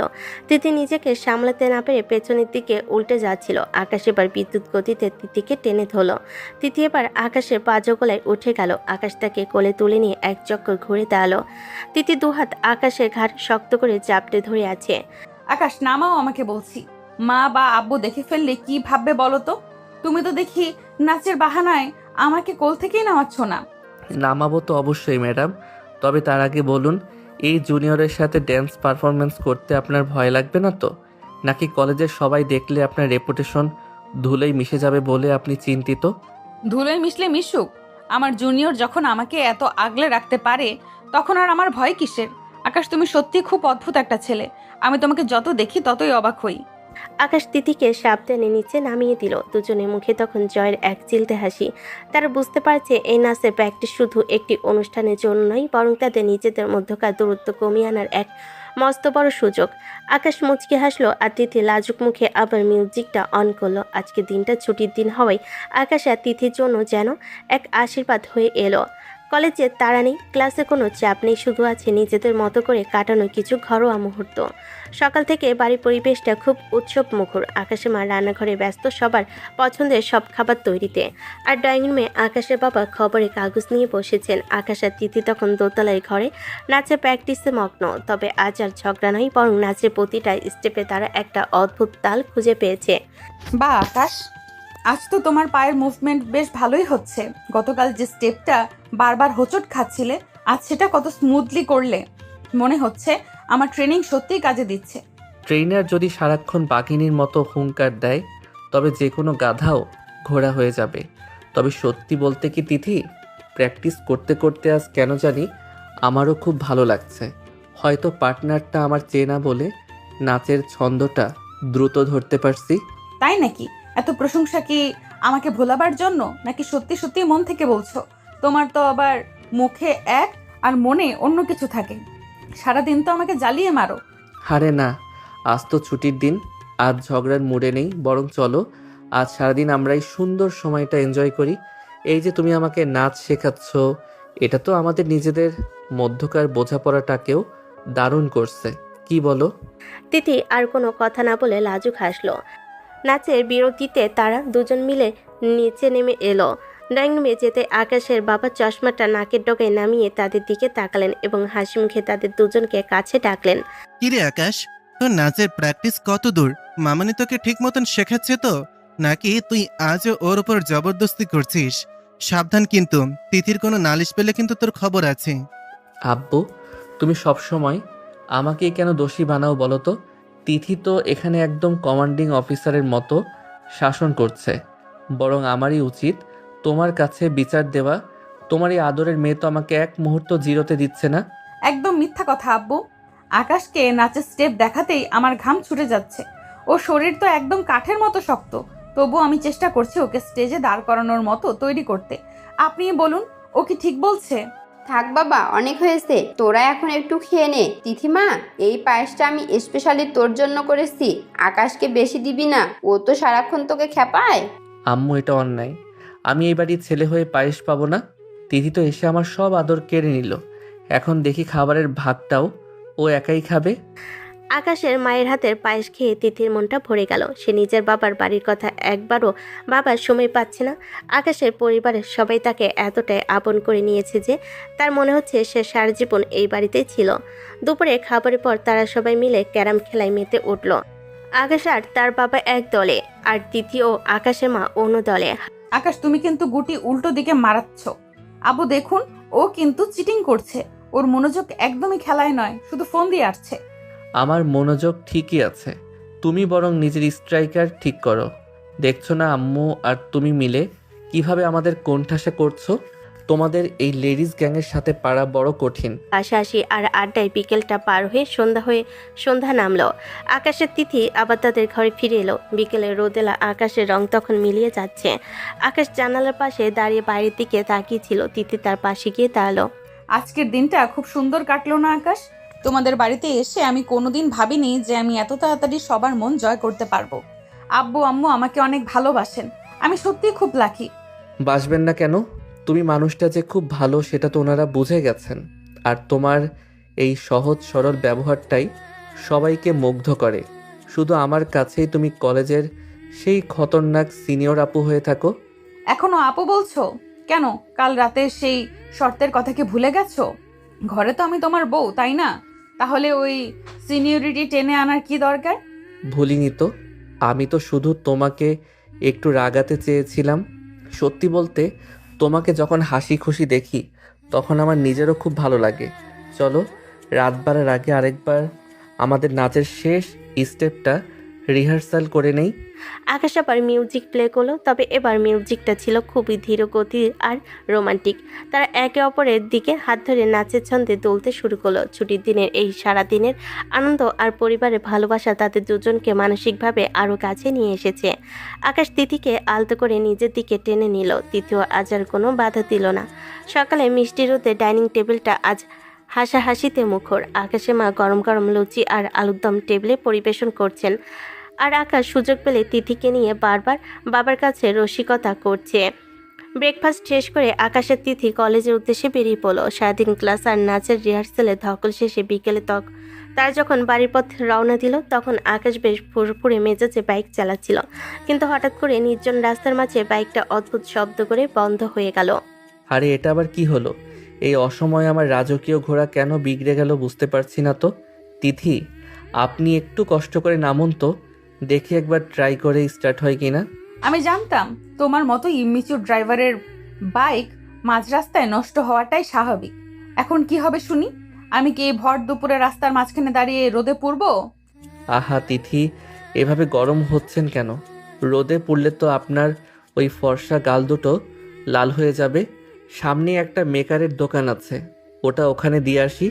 আপনি বরং একটু হেঁটে সামনে এগিয়ে যান, আমি আসছি। আকাশ বাইক ঠেলে ম্যাকারের দোকানে দিয়ে দ্রুত পায়ে হেঁটে তিথির পাশে এসে দাঁড়ালো। তিথি তখন বিরস মুখে ফুটপাত দিয়ে হাঁটছে আর আকাশকে মনে মনে বকছে। ঠিক সেই সময় রাস্তার পাশে এক বাদাম বিক্রেতাকে দেখে আকাশের মাথায় দুষ্ট বুদ্ধি খেলে গেল। সে চট করে গিয়ে এক ঠোঙ্গায় গরম বাদাম কিনে এনে তিথির সামনে খুব কায়দা করে ধরল। এই নিন তিথি ম্যাডাম, আপনার জন্য একদম স্পেশাল প্রেম ফল নিয়ে এসেছি। ধরুন আর ভক্তি ভরে খাওয়া শুরু করুন। প্রেম ফল মানে কি? আকাশ, তুমি কি গরমে পাগল হয়ে গেলে নাকি? এটা তো সাধারণ চীনা বাদাম। এই ছাইপাশকে তুমি প্রেম ফল বলছো কেন? আরে না, এটাই আসল প্রেম ফল। আপনার ওই পাষাণের মতো হৃদয়ে তো প্রেমের লেশমাত্র নেই। সারাক্ষণ তো খতরনাক সিনিয়রের মতো আমাকে ধমকান। আমার মনে হয় এই ফল খেলে আপনার ভেতরে আমার জন্য একটু হলেও প্রেম জাগবে, তাই তো শখ করে কিনে আনলাম। তোমার এত বড় সাহস আকাশ! তুমি আমাকে বাদাম খাইয়ে প্রেম জাগাতে চাইছো? আমাকে কি তোমার ক্লাসের ওই কচি খুকি মনে হয় যে বাদাম দিলেই গলে যাব? দাঁড়াও, আজ তোমার পিঠের চামড়া আমি তুলবো। আরে ধরুন না, আপনার তো আবার সিনিয়রিটি অনেক বেশি। স্পিড কি কম পড়ে গেল নাকি? প্রেম ফল কিন্তু ঠান্ডা হয়ে যাচ্ছে তিথি, ধরুন আমাকে। তিথির আগে ফুসতে ফুসতে তার ব্যাগটা পাড়িয়ে ধরে আকাশকে মারার জন্য তাড়া করলো। আকাশ হাসতে হাসতে সামনের দিকে দৌড় দিল। তিথিও তার পিছু পিছু দৌড়াচ্ছে। রাস্তার মানুষ অবাক হয়ে দেখছে এই সুন্দর জুটিটার খুনসুটি। আকাশ বারবার পেছন ফিরে তাকিয়ে তিথিকে ভেঙচি কাটছে, আর তিথি রাগে লাল হয়ে তাকে ধরার চেষ্টা করছে। তিথি, আপনি কি হাঁপিয়ে গেলেন? একজন সিনিয়র হয়ে জুনিয়রের সাথে দৌড়ে পারছেন না, এটা তো লজ্জার কথা। এই নিন আপনার প্রেম ফল, একটু খেয়ে এনার্জি নিন। আকাশ, তুমি যদি একবার আমার হাতে ধরা পড়ো তবে কলেজের ওই নাচের স্টেপ আমি তোমার হাড় গোড় ভেঙে শেখাবো। থামো বলছি, তুমি কি থামবে না? না, একদম না। আগে বলুন আপনি স্বীকার করছেন কিনা যে আমি আপনার প্রিয় স্বামী। এটা স্বীকার করলে আমি থেমে যাব, কথা দিচ্ছি। ফালতু কথা বলবে না। তুমি আমার জাস্ট একটা জ্বালাতনকারী জুনিয়র। এখনই থামো বলছি আকাশ। এভাবে হাসাহাসি আর ধাওয়া পাল্টা ধাওয়ার মাধ্যমে তারা যখন নির্জন রাস্তার এক মোড়ে পৌঁছালো, ঠিক তখনই হুট করে একটা কালো রঙের দামি গাড়ি প্রচণ্ড গতিতে এসে সজোরে ব্রেক কষে তাদের একদম সামনে দাঁড়ালো। টায়ারের ঘর্ষণের শব্দে পুরো এলাকায় কেঁপে উঠল। আকাশ আর তিথি দুজনেই মুহূর্তের মধ্যে স্থির হয়ে গেল। আকাশের মুখে থাকা দুষ্টামি হাসিটা নিমেষে মিলিয়ে গেল। সে দ্রুত তিথিকে আড়াল করে তার সামনে ঢাল হয়ে দাঁড়িয়ে পড়ল। কে এই গাড়িতে? এইভাবে রাস্তা ব্লক করে দাঁড়ানোর সাহস কার হলো? তিথি, আপনি একদম আমার পেছনে শক্ত করে থাকুন, ভয় পাবেন না। আকাশ, গাড়িটা তো আমার খুব চেনা লাগছে, কিন্তু এই মানুষটা তো এখানে থাকার কথা নয়। আমি খুব ভয় পাচ্ছি আকাশ, কিছু একটা গন্ডগোল আছে। গাড়ির কাজ ধীরে ধীরে নিচে নামতে শুরু করলো। আকাশের বুকের ভেতরটা তখন ধকধক করে উঠল। গাড়ির ভেতর থেকে একজোড়া তীক্ষ্ণ এবং শীতল চোখ তাদের দিকে সরাসরি তাকিয়ে আছে। গাড়ির দরজা খুলে যখন সেই ব্যক্তিটি ধীর পায়ে বেরিয়ে এলো, তখন তিথির পায়ের নিচে মাটি যেন সরে গেল। লম্বা গরম চোখে দামি সানগ্লাস আর চেহারায় এক অদ্ভুত জেদ নিয়ে দাঁড়িয়ে আছে সায়ান। সে হলো তিথির বাবার বিজনেস পার্টনারের ছেলে, যার সাথে কয়েকদিন আগে তিথির বিয়ে হওয়ার কথা ছিল। শ্যান সানগ্লাসটা খুলে পকেটে রাখলো এবং তার ছেলের হাসি দিয়ে তিথির দিকে এগোতে শুরু করলো। আকাশ তখনও তিথির সামনে শক্ত হয়ে দাঁড়িয়ে আছে এবং তার চোখ জোড়া শায়ানের ওপর স্থির। তিথি, তোমাকে ভাবে রাস্তার মাঝখানে এক পিচ্চি ছেলের সাথে দৌড়াদৌড়ি করতে দেখবো ভাবিনি। কেমন আছো তুমি? তোমার সাথে আমার কিছু জরুরি কথা আছে, যা বলা খুব প্রয়োজন। তোমার সাথে আমার কোনো কথা নেই সায়ান। তুমি আজ এখানে কোন সাহসে এসেছো? যে ছেলে বিয়ের আসরে বর সেজে আসার সাহস পায় না, তার সাথে কথা বলার কোনো রুচি আমার নেই। তুমি এক্ষুনি এখান থেকে চলে যাও সায়ান। তিথি প্লিজ একবার বোঝার চেষ্টা করো। সেদিন আমি কেন আসিনি তার পেছনে একটা বড় কারণ ছিল। আমি তোমাকে অনেক রিকোয়েস্ট করেছি, জাস্ট 5টা মিনিট আমার কথা শোনো, আমি সব বুঝিয়ে বলতে পারি যদি তুমি সুযোগ দাও। শোনেন মিস্টার, উনি আপনাকে চলে যেতে বলেছেন, তার মানে আপনি এখনই এখান থেকে বিদায় হবেন। আর যে পিচ্চি ছেলের কথা বললেন, সেই ছেলে এখন তিথির স্বামী, তাই নিজের লিমিট ক্রস করবেন না এবং দূরে গিয়ে কথা বলুন। তুমি কি জানো কার সাথে কথা বলছো পিচ্চি? তিথি, তুমি কি সত্যি এই বাচ্চা ছেলেটার কথা শুনে আমাকে ফিরিয়ে দেবে? আমাদের সম্পর্কটা এত ঠুনকো ছিল না। মাত্র একবার আমার কথা শোনো তিথি। আকাশ, ওর কোনো কথা শোনার দরকার নেই। ও একটা চরম প্রতারক। চলো আমরা এখান থেকে চলে যাই। আমি ওর ছায়াও মারাতে চাই না। ওকে দেখার পর আমার ঘৃণা হচ্ছে আকাশ। তিথি আকাশের হাত শক্ত করে ধরল। আকাশ শ্যানকে একটা কড়া চাহনি দিয়ে তিথিকে নিয়ে সেখান থেকে হাঁটতে শুরু করলো। শ্যান বারবার তিথিকে ডাকার চেষ্টা করলো এবং অনেক রিকোয়েস্ট করলো, কিন্তু তারা কেউ পেছনে ফিরে তাকালো না। তারা দ্রুত একটা রিক্সা নিয়ে বাড়ির দিকে রওনা দিল। শ্যান রাস্তার মাঝখানে দাঁড়িয়ে রাগে ফুঁসতে ফুঁসতে নিজের মতোই বিড়বিড়িয়ে উঠল। তিথি, কাজটা তুমি একদম ঠিক করলে না। এই পিচ্চি জুনিয়র ছেলেটার সাথে আমাকে এভাবে অপমান করলে, মনে রেখো এর দাম তোমাকে খুব চড়াভাবে দিতে হবে। সায়ান যা চায় তা পাওয়ার জন্য যে কোনো সীমা পার করতে পারে। তুমি আমার হাত থেকে বাঁচতে পারবে না। বিয়ের আগের দিন তুমি আমাকে নিজে ফোন করে বললে তুমি বিয়েটা করতে চাও না, তুমি একটু সময় চাও। তোমার কথা রাখতে আমি রিস্ক নিয়ে সেদিন বিয়ে করতে আসলাম না, কিন্তু তুমি ঠিকই বিয়ে করে নিলে। ঠিক আছে, ব্যাপার না। তুমি আমাকে শান্তি দাওনি, আমিও তোমাকে শান্তিতে থাকতে দেব না। তোমার পুরো পরিবারকে ধ্বংস করে আমি রাস্তায় নিয়ে আসবো, আই প্রমিস। বাড়িতে ফেরার পথে আকাশ আর তিথি দুজনেই খুব চুপচাপ ছিল। শ্যানের হঠাৎ ফিরে আসা, তার উপর এই রহস্যময়ী হুমকি তিথির মনের ভেতর এক অজানা ভয় ঢুকিয়ে দিয়েছে। তবে আকাশ মনে মনে ঠিক করেছে, ওই লোকটা যদি আবার বিরক্ত করে তাহলে সে এর কঠিন বিহিত করবে। বাড়িতে ফিরে তারা স্বাভাবিক হওয়ার চেষ্টা করলো। রাতে ডিনার টেবিলে সবার সাথে হাসি মুখে কথা বলল। দুজনের মনের কোণে তখনও সায়ানের ছায়া লেগে আছে। ডিনার শেষ হতে না হতে আকাশের বাবা এক বিশেষ ঘোষণা দিলেন। আকাশ, তিথিমা, মন দিয়ে শোনো, কাল সকালে তোমাদের দুজনের কোনো জরুরি কাজ নেই তো? তিথির বাবা আজ ফোন করেছিলেন। উনি তোমাদের দুজনকে কাল ওনাদের বাড়িতে দাওয়াত করেছেন। অনেক দিন তো হলো, তিথিও নিজের বাড়িতে যাওয়া হয়নি। সত্যি আব্বু, বাবা ফোন করেছিলেন? আমি তো ভাবতেই পারিনি এত তাড়াতাড়ি বাড়িতে যাওয়ার সুযোগ পাবো। আমি কি সত্যিই কাল যেতে পারবো আব্বু? মা বাবার কথা খুব মনে পড়েছিল। ঠিক আছে আব্বু, তুমি যখন বলছো তখন যাবই। তবে তিথি ম্যাডাম, আপনার বাবার বাড়িতে গিয়ে আবার আমাকে জুনিয়র বলে সব ভুলে যাবেন না তো? সেখানেও কিন্তু আমি আপনার স্বামী হিসেবেই যাচ্ছি, মনে থাকে যেন। আপনিও না আকাশ, সব সময় আপনার মাথায় ওইসব দুষ্টুমি বুদ্ধি ঘুরে। আব্বু, আমরা কাল সকালেই বেরিয়ে পড়বো। অনেক কেনাকাটাও করতে হবে বাবার বাড়ির সবার জন্য। আমি সত্যিই খুব খুশি। রাত বাড়ার সাথে সাথে আকাশ আর তিথি তাদের ঘরে গিয়ে ব্যাগপত্র গুছাতে শুরু করলো। তিথি খুব খুশি, কারণ সে তার প্রিয় মানুষদের কাছে ফিরেছে। কিন্তু আকাশের মনে তখনও শায়নের সেই হুমকি বাজছে।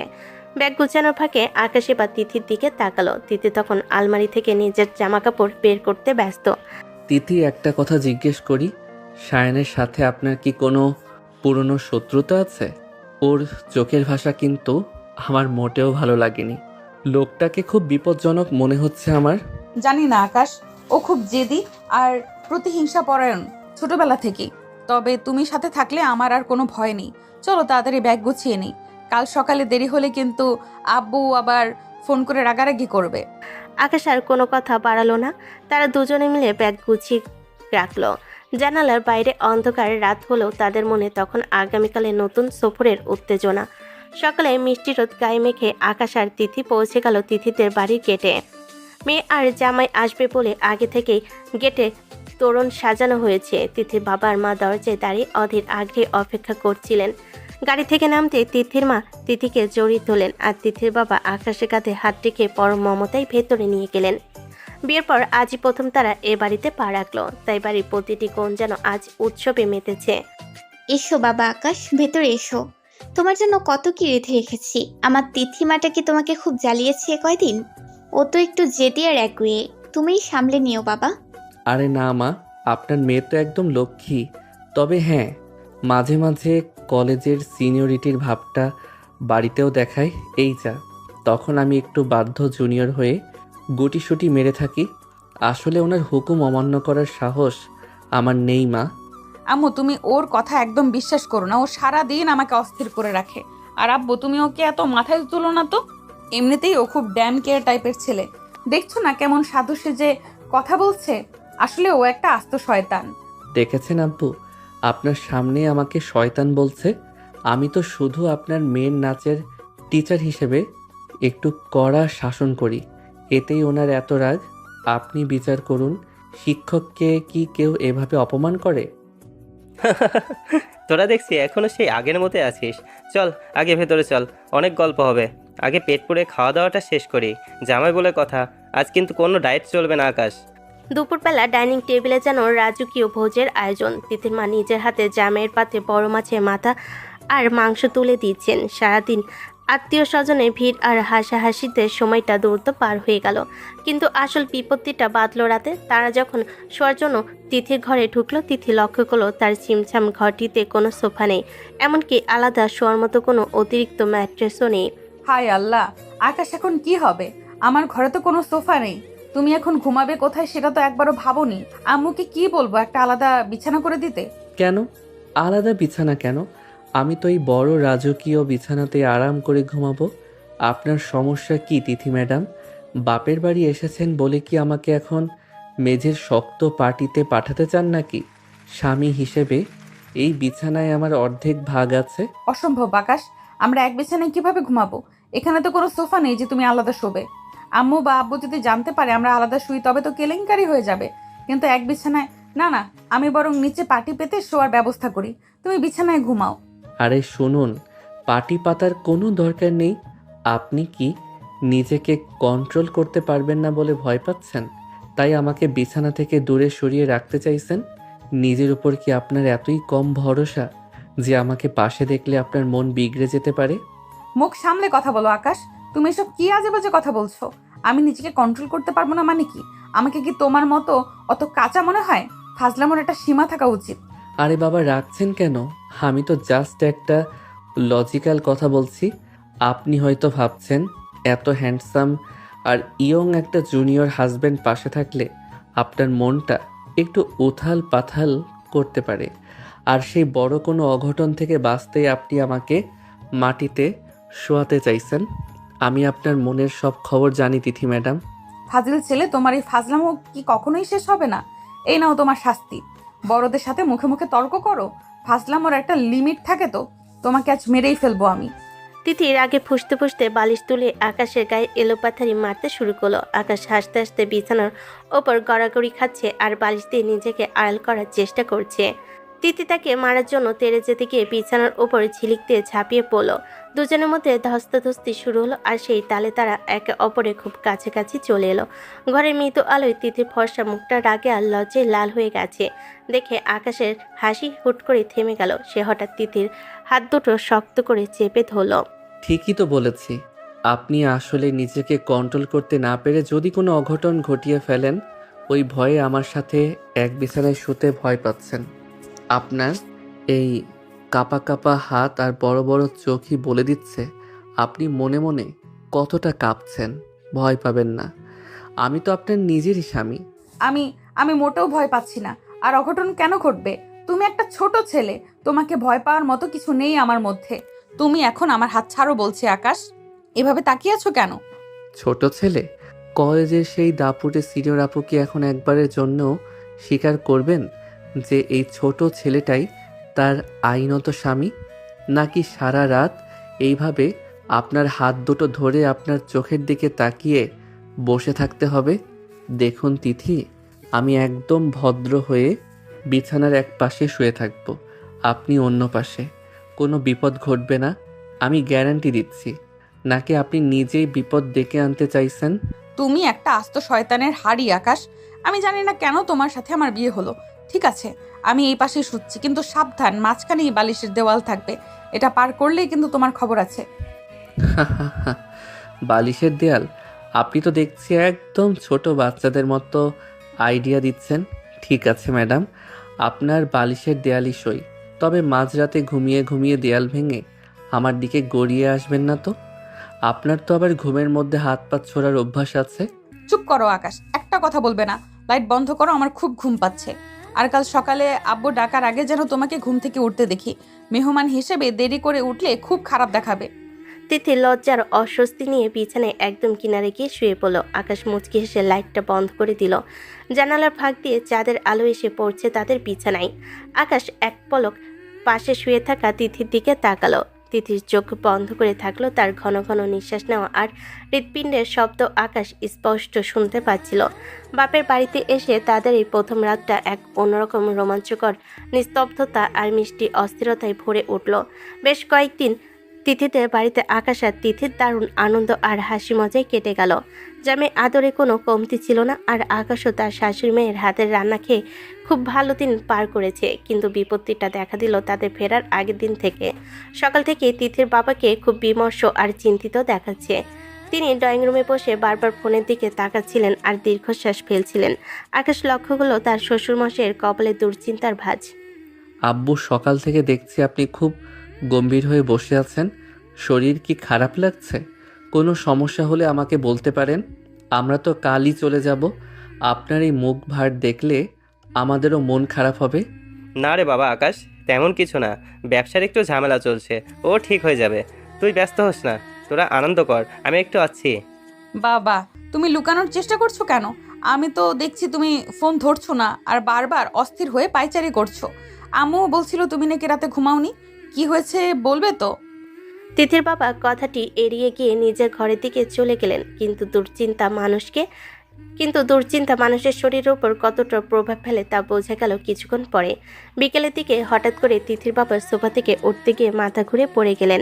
সারার বাড়িতে হুলুস থুলুস পড়ে গেল। আকাশ দ্রুত তাকে ধরে সোফায় শুয়ে দিল এবং মুহূর্তের মধ্যে অ্যাম্বুলেন্স ডেকে তাকে শহরের বড় হাসপাতালে নিয়ে যাওয়া হলো।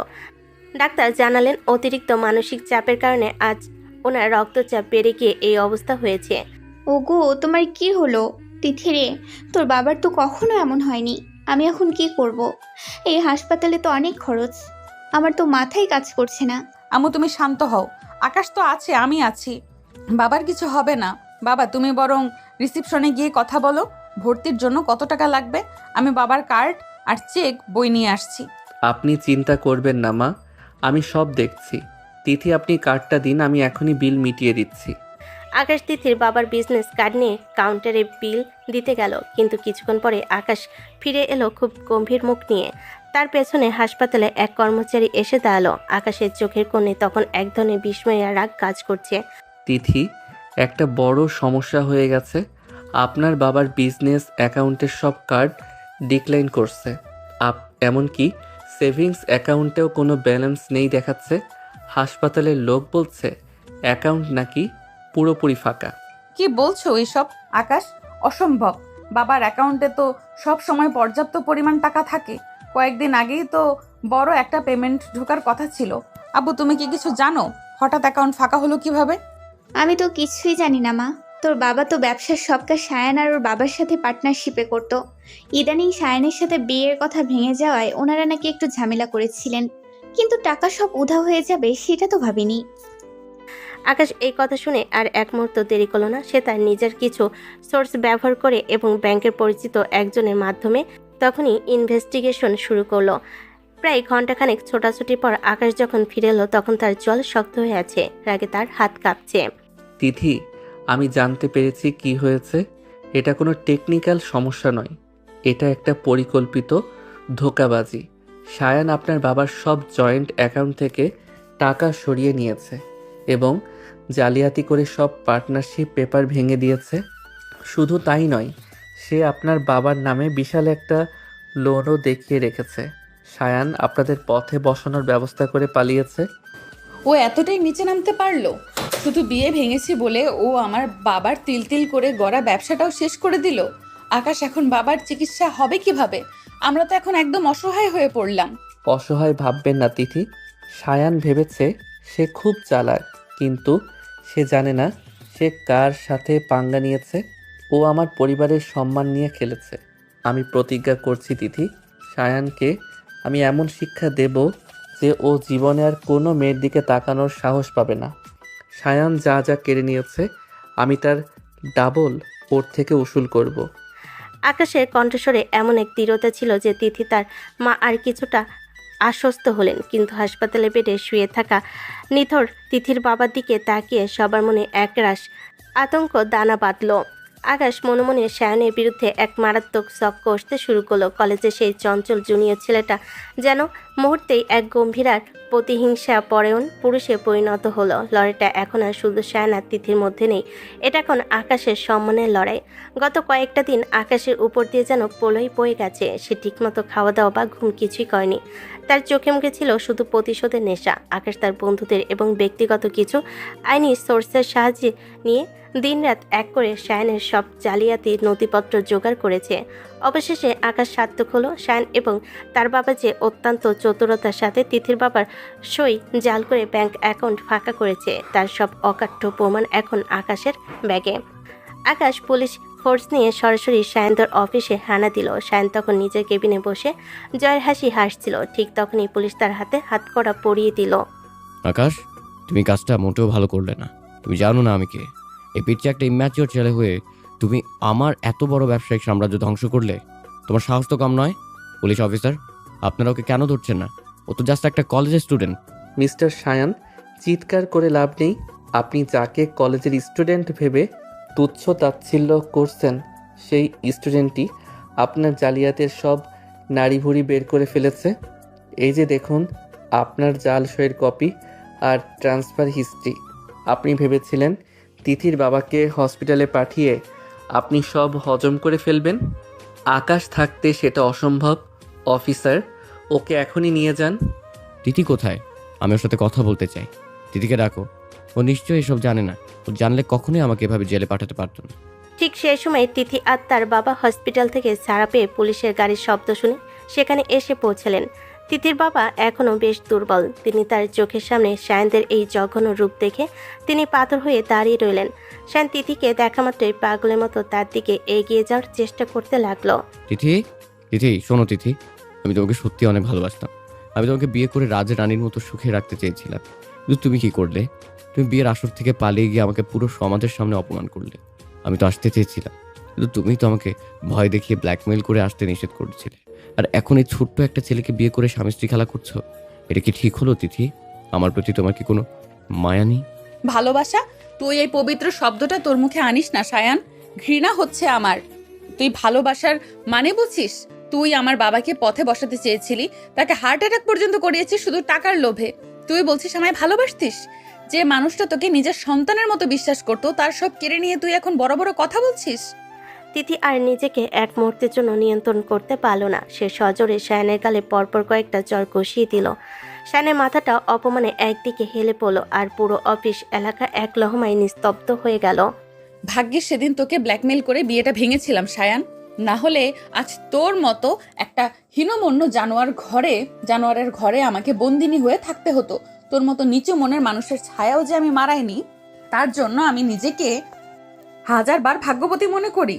তুই যাকে বারবার বাচ্চা ছেলে বলে অপমান করছিস, সেই আকাশই আজ প্রমাণ করে দিয়েছে যে সে তোর চেয়ে 1000 গুণ বেশি যোগ্য এবং প্রকৃত পুরুষ।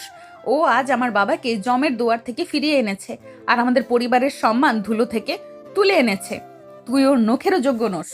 তিথি, তুমি ভুল করছো। এই ছেলেটা তোমাকে কখনোই আমার মতো স্ট্যাটাস দিতে পারবে না। তুমি একদিন ঠিকই আফসোস করবে। আকাশ, তুমি জিতে গিয়েও হেরে গেলে, আমি ফিরে আসবোই। সেই সুযোগ আপনি পাবেন না সায়ান সাহেব।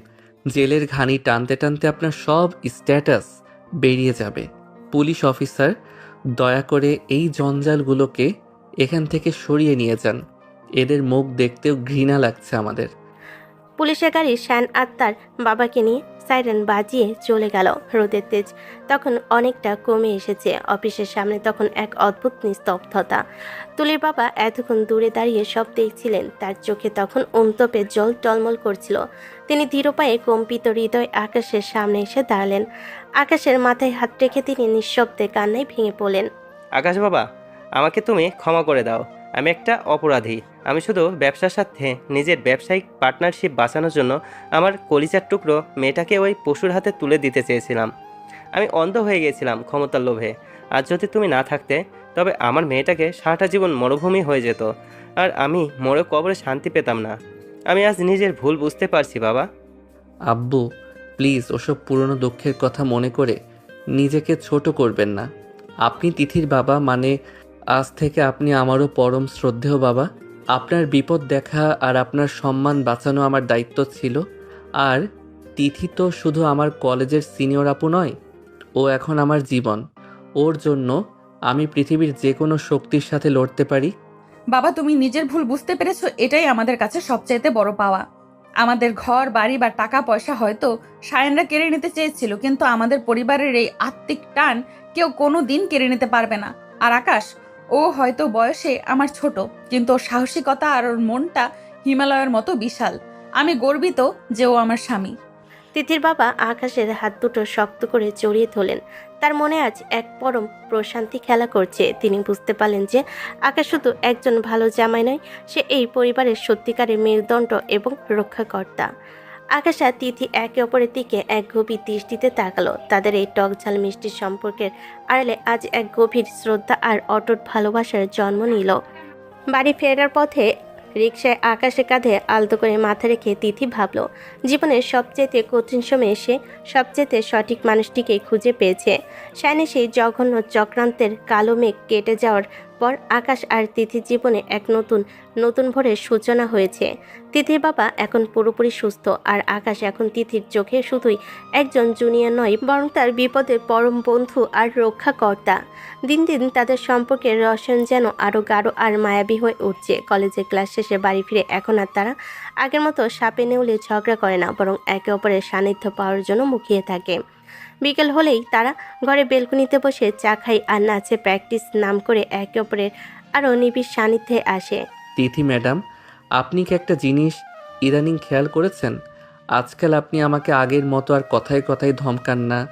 এমনকি কলেজের সেই দাপুটে আর খতরনাক লোকটাও আপনার মুখ থেকে কোথায় যেন হারিয়ে গেছে। ব্যাপারটা কি বলুন তো? আমাকে দেখে কি এখন আর আগের মতো রাগ হয় না আপনার? নাকি আপনার কঠিন মন আমার ভালোবাসার কাছে হার মেনেছে? রাগ হবে না কেন? রাগ তো আগের চেয়েও বহুগুণ বেড়েছে। তবে এখন সেই রাগের চেয়ে বেশি কেন জানি না ভয় হয়।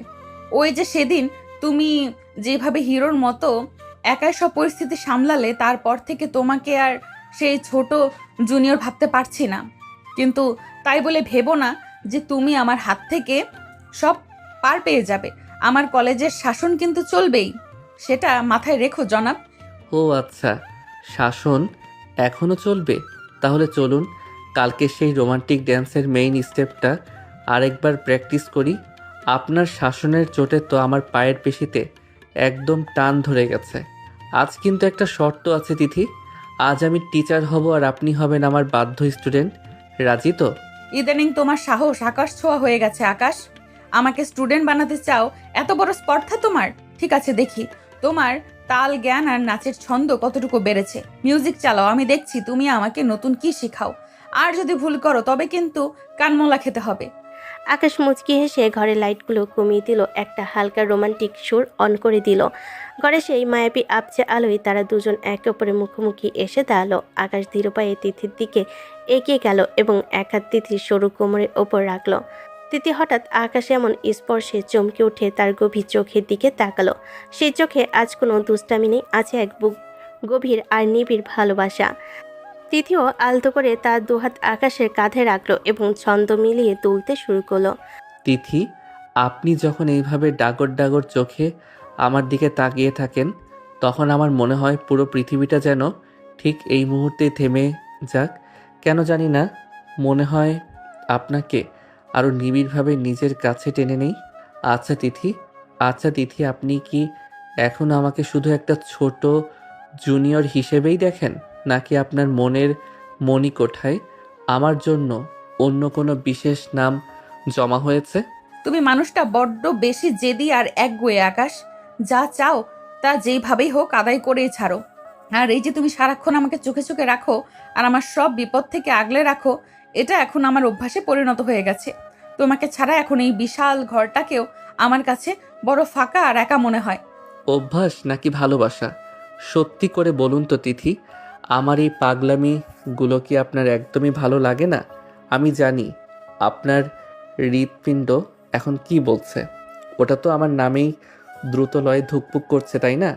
আপনি স্বীকার না করলেও আপনার চোখের ভাষা সব বলে দিচ্ছে তিথি। তুমি একটা আস্ত শয়তানের বাচ্চা আকাশ। মানুষের মনের গোপন কথা পড়তে তোমাকে কে শিখিয়েছে শুনি? হ্যাঁ, ভালো লাগে তোমার ওই ভুবন ভুলানো দুষ্টু হাসি, আমার সাথে কারণে অকারণে অনর্থক তর্ক করা আর বিপদে আমার সামনে পাহাড়ের মতো ঢাল হয়ে দাঁড়ানো, সবই আমার ইদানিং খুব ভালো লাগে। এখন কি শান্তি হয়েছে কথাগুলো শুনে? আকাশ তিথিকে আরও নিবিড়ভাবে নিজের বুকের মাঝে জড়িয়ে নিল। তারা দুজন মিউজিকের তালে তালে খুব দৃঢ়লয়ে একে অপরের সাথে মিশে দুলতে শুরু করলো। তিথি আকাশের চড়বুকে মাথা রেখে এক পরম স্বর্গীয় প্রশান্তি খুঁজে পেল। বাসর রাতে সেই দূরত্ব আর মনের কোণে সব দ্বিধা আজ পুরোপুরি মুছে গেছে। আকাশের তপ্ত নিঃশ্বাস তিথির ঘাড়ে কাছে অনুভূত হচ্ছে, যা তাকে এক অদ্ভুত শিহরণ আর নেশায় আচ্ছন্ন করে দিচ্ছে। তিথি, একটা কথা আমাকে দেবেন? কলেজ শেষ হোক বা না হোক, আমাদের এই টক ঝাল মিষ্টি খুনসুটি যেন সারা জীবন ঠিক এমনটাই থাকে। আমি চাই না আমরা সেই বোরিং আর গম্ভীর স্বামী স্ত্রী হয়ে যাই। আমি আপনার সেই সারা জীবনের দুষ্টু জুনিয়র হয়েই থাকতে চাই, যে সবসময় আপনাকে রাগাবে আর পরক্ষণেই ভালোবেসে আপনার সব মান ভাঙাবে। আমি তোমাকে আজ প্রমিস করছি আকাশ, তোমার এই মিষ্টি দুষ্টুমিগুলোই তো এখন আমাকে বেঁচে থাকার কারণ। তবে মনে রেখো, কলেজের গেটে পা রাখলেই কিন্তু আমি আবারও তোমার করা সিনিয়র আপু। সেখানে কিন্তু আমার সাথে বেশি ঘনিষ্ঠ হওয়ার চেষ্টা করো না, তাহলে আবার কিন্তু সবার সামনে তোমার কান টেনে দেবো আমি। আচ্ছা বাবা, মেনে নিলাম। কলেজের গেট পর্যন্ত আমি আপনার বাধ্য ছাত্র আর অনুগত জুনিয়র, কিন্তু এই চার দেয়ালের ভেতর আমি আপনার সব। এখানে আপনার সিনিয়রিটি চলবে না। এখন বলুন তিথি ম্যাডাম, আপনার এই টিচারকে একটা মিষ্টি উপহার দেবেন না? এত সুন্দর আর রোমান্টিকভাবে প্র্যাকটিস করালাম যে আপনাকে। উপহার? কি এমন উপহার চান শুনি জনাব? আপনার তো আবদারের শেষ নেই। আবদারটা বলেই ফেলুন দেখি, আপনার কি মনে চলেছে? আকাশ আর কোনো কথা না বলে তিথির চিবুকটা আলতো করে উঁচিয়ে ধরল। জানালার পাতলা পর্দাগুলো রাতের মৃদু বাতাসের তালে কাঁপছে, আর বাইরে রূপালি চাঁদের আলো যেন তাদের উপর আশীর্বাদ ঢেলে দিচ্ছে। আকাশ ধীরে ধীরে তিথির লালচে ঠোঁটের খুব কাছে মুখ নিয়ে গেল। তিথি এক অজানা আবেশে আর লজ্জায় চোখ বন্ধ করে ফেল। এক নিবিড় আর পবিত্র ভালোবাসার মুহূর্তে তাদের দুজনকে আজ এক অদৃশ্য অটুট সুতোয় বেঁধে ফেল। তাদের এই খুনসুটিময় সম্পর্কের আজ এক পূর্ণাঙ্গ রোমান্টিক মিলন ঘটল। আজ সেই বহু প্রতীক্ষিত কলেজের বার্ষিক সাংস্কৃতিক অনুষ্ঠানের দিন। পুরো কলেজ ক্যাম্পাস আজ আলোকসজ্জায় ঝলমল করছে। অডিটোরিয়াম কানায় কানায় পূর্ণ। শিক্ষক থেকে শুরু করে ছাত্রছাত্রী সবার নজর এখন স্টেজের দিকে। ব্যাক স্টেজে তিথি আর আকাশ নিজেদের শেষ মুহূর্তের প্রস্তুতি গুছিয়ে নিচ্ছে। তিথির পরনে লাল পেরে সাদা শাড়ি আর কপালে বড় একটি লাল টিপ। অন্যদিকে আকাশ পড়েছে তার সাথে মানানসই ধবধবে সাদা পাঞ্জাবি। আকাশকে বেশ শান্ত দেখালো। তিথি কিছুটা অস্থির হয়ে বারবার পায়চারি করছে আর শাড়ির আঁচল আঙ্গুলে প্যাঁচাচ্ছে। আকাশ তার হাত আলতো করে তিথির কাঁধে রেখে তাকে নিজের দিকে কিছুটা টেনে নিল এবং তাকে অভয় দিতে শুরু করলো। তিথি ম্যাডাম, আপনি কি সত্যি খুব ভয় পাচ্ছেন? কলেজের সেই দাপুটিয়ার নাম করা সিনিয়র আজ স্টেজে নামার আগে এভাবে কাঁপছে কেন বলুন তো? আমাকে একটু দেখুন, আমি কিন্তু একদম ফুরফুরে মেজাজে আছি। ভয়কে জয় করতে শিখুন ম্যাডাম। আমি পাশে থাকতে আপনার এত টেনশন কিসের? আপনি শুধু আমার চোখের দিকে স্থির হয়ে তাকিয়ে থাকুন, বাকি সবটা আমি একাই সামলে নেব। আকাশ, তুমি বুঝছো না কেন? এটা শুধু একটা সাধারণ নাচ নয়। পুরো কলেজের শিক্ষক আর স্টুডেন্টরা তাকিয়ে আছে আমাদের দিকে, আর তোমার ওই দুষ্টুমিগুলোর কথা ভেবেই আমার বুকের ভেতরটা গুড়গুড় করছে। স্টেজে গিয়ে আবার আমার সাথে ওরকম ফাজলামো শুরু করে দিও না যেন, তাহলে কিন্তু আমার মান সম্মান সব ধুলোয় মিশবে। তুমি অন্তত একটু সিরিয়াস থেকো। মঞ্চের ভারী পর্দা সরে যেতে মোহনীয় এক রোমান্টিক মিউজিক বেজে উঠল। আকাশ আর তিথি ধীরল হয়ে স্টেজের মাঝখানে এসে তাড়াতাড়ি দাঁড়ালো। শুরু হলো তাদের সেই জাদুকরী আর ছন্দময় নাচ। প্রতিটি স্টেপ ছিল অত্যন্ত নিখুঁত এবং প্রতিটি মুদ্রা ছিল মায়াবী আবেদনে ভরা। আকাশ যখন তিথিকে আলতো করে শূন্য তুলে এক চক্কর ঘুরিয়ে আনলো, তখন পুরো হলরুম এক পিনপতন নিস্তব্ধতা নেমে এলো। নাচের একদম শেষ মুহূর্তে আকাশ তিথির কানে কাছে মুখ নিয়ে ফিসফিস করে কিছু একটা বলল, যা শুনে তিথির মুখ রাঙ্গা আর এক মায়াবী হাসি ফুটে উঠল। নাচ শেষ হতে পুরো অডিটোরিয়াম মুহূর্ত করতালিতে ফেটে পড়ল। প্রিন্সিপাল স্যার অত্যন্ত আনন্দিত হয়ে স্টেজে এসে তাদের প্রশংসা করলেন, কিন্তু সবাইকে তাক লাগিয়ে দিয়ে আকাশ মাইক্রোফোনটি নিজের হাতে চেয়ে নিল এবং তিথির হাত শক্ত করে ধরল। থ্যাংক ইউ সবাইকে এই ভালোবাসার জন্য।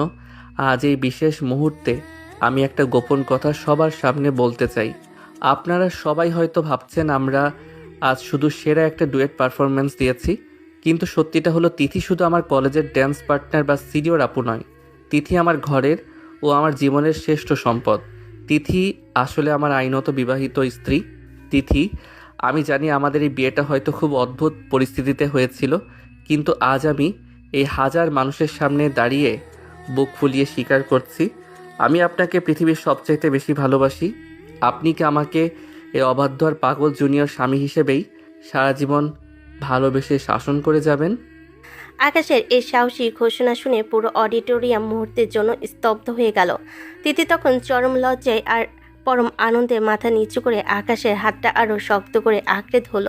সে আবেগে নিজের চোখের পানি মুছে আকাশের চোখের দিকে তাকিয়ে সবার সামনে তার মনে কথা প্রকাশ করলো। তুমি মানুষটা সত্যি একটা আস্ত শয়তানের বাচ্চা আকাশ। সবার সামনে এভাবে আমাকে লজ্জায় ফেলে দিলে। তবে আজ আর আমি কোনো কিছু লুকিয়ে রাখবো না। হ্যাঁ আকাশ, আমিও তোমাকে জান দিয়ে ভালোবাসি। তোমার এই মিষ্টি পাগলামি, তোমার এই ছায়ার মতো আগলে রাখা আর তোমার এই একগুয়ে জেদ সবই এখন আমার বেঁচে থাকার অক্সিজেন। আমি চাই সারা জীবন তুমি আমার এই দুষ্টু জুনিয়র হয়েই থেকো, যাকে আমি অধিকার নিয়ে সারা জীবন ভালোবেসে শাসন করতে পারবো।